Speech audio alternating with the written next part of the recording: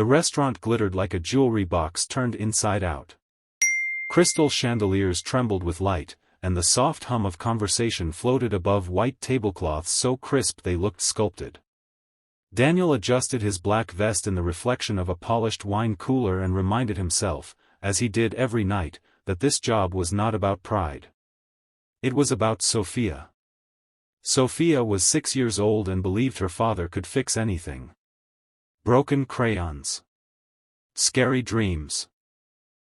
The way the moon sometimes followed their car home. Daniel had once believed he could fix anything too, back when his wife was alive and their world had not been split in two by a distracted driver and a rainy highway. Now he fixed what he could: loose buttons, school lunches, his daughter's braids, and worked double shifts at La Belle Époque to keep their small apartment warm and full of laughter. He was good at his job. He remembered orders without writing them down, carried 3 plates in one hand, and treated every guest with the same gentle courtesy. Some nights, kindness came back to him in the form of a generous tip or a simple "thank you." Other nights, it didn't.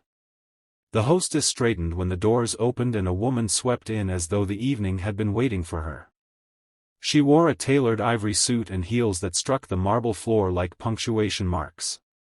Diamonds flickered at her ears. A hush followed her to her table by the window. Daniel approached with his usual calm smile. "Good evening, ma'am. Welcome to La Belle Époque. May I bring you some water to start?" She didn't look at him right away. She placed her designer handbag carefully on the chair beside her and surveyed the room as though assessing its worth. Then, finally, her gaze settled on him, cool, measuring. When she spoke, it was not in English. Je prendrai le menu dégustation, mais sans les sauces lourdes. Et apportez-moi un Bordeaux de 1998, pas plus tard. Her French was crisp and deliberate, each syllable sharpened. Daniel felt the subtle shift in the air around them. A couple at the next table glanced over. The woman's tone wasn't merely informative, it was theatrical. She wanted to be heard. Daniel kept his expression neutral. He understood every word. Years ago, before life had narrowed into survival and bedtime stories, he had studied languages at university. French and Spanish had come easily to him. He had dreamed of becoming a translator, maybe even living abroad for a while. But dreams had a way of bending under the weight of reality. Tuition turned into medical bills. Study sessions turned into night shifts. Still, he remembered. He answered her in English, voice steady. "Of course, ma'am." The tasting menu without the heavier sauces, and a 1998 Bordeaux. Her lips curved faintly. "Oh," she said in English now, loud enough for others to hear. "You understood that?" "Yes, ma'am." She switched back to French, a touch more elaborate this time. Assurez-vous que le chef ne ruine pas le canard comme la dernière fois que j'y suis venu. Et je veux que tout soit parfait. Daniel felt heat rise in his chest, but he did not let it reach his face. Le chef s'assurera que le canard est préparé à la perfection, madame. Nous voulons que votre expérience soit exceptionnelle. The chef will ensure the duck is prepared perfectly. We want your experience to be exceptional. For the first time, she looked genuinely startled. "You speak French," she said, reverting to English again. "Yes, ma'am." The silence between them thickened. But instead of softening, her expression hardened. "Well," she replied, tapping her manicured nails against the table, "let's hope you're as competent with trays as you are with foreign phrases." Daniel inclined his head. "I'll do my best." As he walked back toward the kitchen, he heard a quiet murmur from another table, an older man shaking his head disapprovingly at the woman's tone.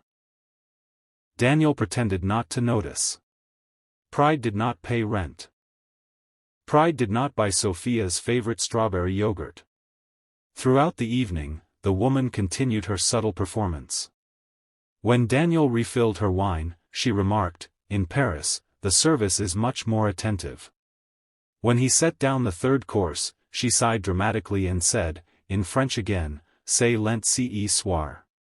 It's slow tonight. He answered each comment politely, sometimes in French, sometimes in English, never sharp, never defensive. Inside, though, something old and fragile trembled, the memory of who he had once hoped to be. Between courses, he checked his phone in the staff room. A message from Mrs. Alvarez, the elderly neighbor who watched Sophia during his late shifts. She finished her homework and is asleep. She asked if you could come to school on Friday for reading day. Daniel smiled. He would ask for a shorter shift. He would be there, even if it meant less money that week. When he returned to the dining floor, he noticed the woman speaking animatedly on her phone. Honestly, it's exhausting, she was saying. No one understands refinement anymore. I had to practically educate the staff. Daniel approached quietly to clear her empty plate. She ended the call and looked up at him. You must find it fascinating, she said suddenly, her tone almost curious now, to hear languages you probably don't get to use very often. I suppose I don't use them as much as I used to, he replied. Such a waste, she murmured, though there was no sympathy in her voice. Talent is meant to rise. Sometimes, Daniel said gently, it rises in different ways. She arched an eyebrow but said nothing more. When the final course arrived, a delicate chocolate soufflé, the woman took one bite and frowned. It's slightly under, she declared. I expected better. I'm very sorry, Daniel said. Would you like me to have the kitchen prepare another? She studied him, perhaps searching for irritation, for a crack in his composure. Finding none, she sighed. Fine. Bring another. He did. This time, she ate half of it before pushing the plate away. Acceptable. The bill came to a small fortune. She placed her card on the tray without looking at him. Daniel processed the payment and returned it with a pen. Thank you for dining with us tonight. She signed with a flourish, then paused. Tell me, she said, her voice lower now, stripped of its audience, why are you here? He blinked. I'm sorry. You're educated. You speak French beautifully.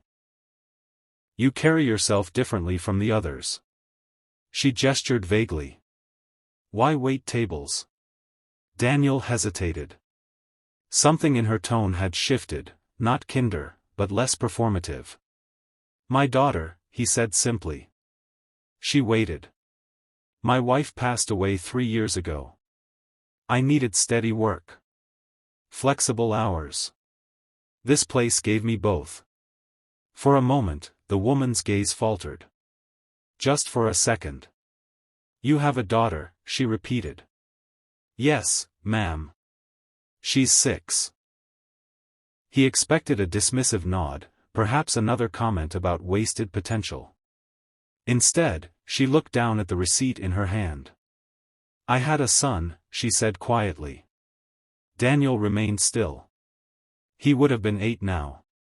Her voice was no longer sharp. It was brittle. An illness. Very sudden. The dining room noise faded into a distant blur. I'm sorry, Daniel said, and this time the words carried weight beyond politeness. She gave a small, humorless laugh. People always say that. As if it balances anything. No, Daniel agreed softly. It doesn't. They stood there, two strangers bound suddenly by absence. I suppose, she continued after a moment, I come here because it reminds me of when things felt normal. Before hospitals. Before quiet rooms. She straightened, the old composure sliding back into place. I don't like feeling small. So I make sure I don't. Daniel understood more than she realized. I hope, he said carefully, that one day you won't feel the need to. Her eyes searched his face, perhaps expecting judgment. There was none. She picked up the signed receipt and looked at the total. Then she reached into her purse and pulled out another bill, crisp, folded, and placed it on the tray. "For your daughter," she said. He glanced down.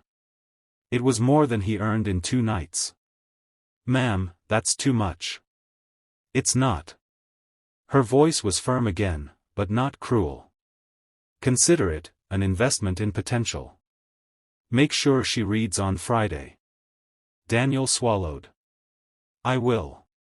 Thank you." She paused before leaving. "And Daniel?" He was startled. He hadn't told her his name. "It's on your badge," she said, almost smiling. "Yes, ma'am." In French, she began slowly, "I was trying to make you feel small." "I know. I didn't expect you to answer." He met her gaze. "Kindness," he said quietly, "is also a language." For a long moment, she stood there, the armor of wealth and pride slipping just enough to reveal something human beneath. Then she nodded once and walked toward the door, her heels no longer striking the floor quite as sharply. Daniel looked down at the extra money again. He imagined Sophia's bright face at school on Friday, her hand tugging him toward a tiny chair meant for children. He imagined reading her favorite story aloud, doing the voices, watching her beam. He slipped the bill carefully into his pocket, not as charity, but as a reminder. Some people speak in foreign tongues to elevate themselves. Others answer in the same language, not to compete, but to connect. That night, as Daniel locked the restaurant doors behind the last guests, he felt something unexpected, not humiliation, not triumph, but a quiet understanding. The rich woman had come to prove her superiority. She had left remembering her own vulnerability. And he, the single father she tried to shame, had given her something she hadn't anticipated, grace. When Daniel finally arrived home, he peeked into Sophia's room. She was sprawled across her bed, one hand clutching a stuffed rabbit. He brushed a curl from her forehead and whispered, "I'll be there on Friday." She stirred slightly, as if she heard him even in sleep. In the dim light, Daniel realized that kindness had never been about who stood taller in a moment. It was about who chose not to push the other down. And sometimes, the most powerful reply was not spoken to embarrass, but to heal.